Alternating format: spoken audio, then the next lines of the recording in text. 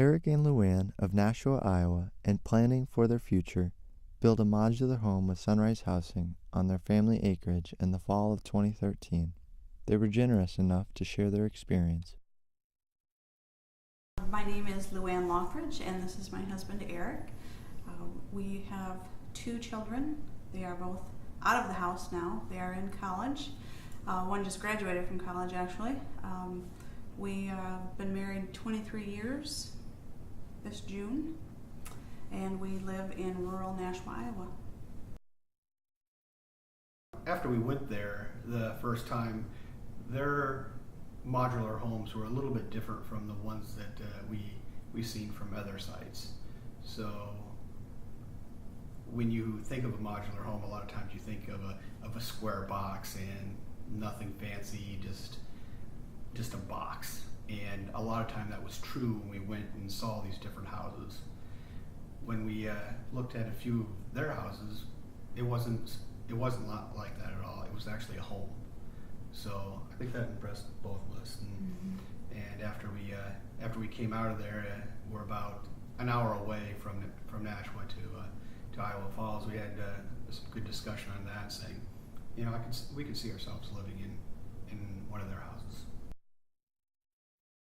We did some customizing here with this house. We started with 4 plans from 2 different houses. We combined them, and some people like big bathrooms.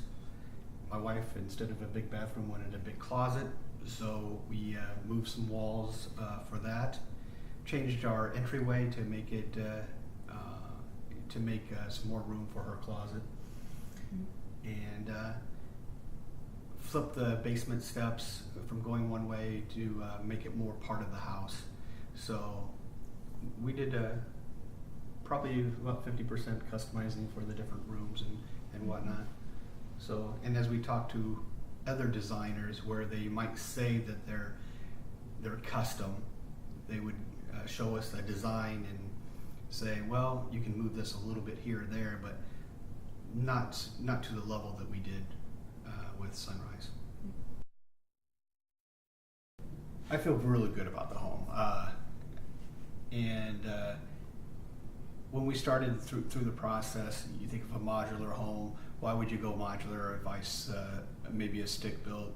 And the other day we were traveling through Waterloo and saw a house that was partially built, and you could see the wood that was soaked because of the rain, where this house was built in a controlled area. So I was thinking about that we don't have any of those issues. Also, the guys that build this house, how many houses do they build in a year? You're probably talking 200 or 300 houses in a year. So the guy does this all the time. He's more of a craftsman doing this than somebody stick building who normally will do 4 or maybe 5 houses a year and then be exposed to weather. So, and I think it really showed through this winter, which was, as you know, a horrible winter, minus 30, minus 40 degrees for 40, 50 days. It was negative degrees. And this house held up beautifully.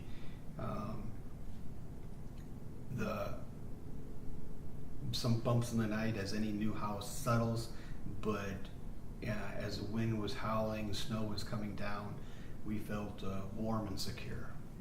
Yeah, no drafts at all. No drafts.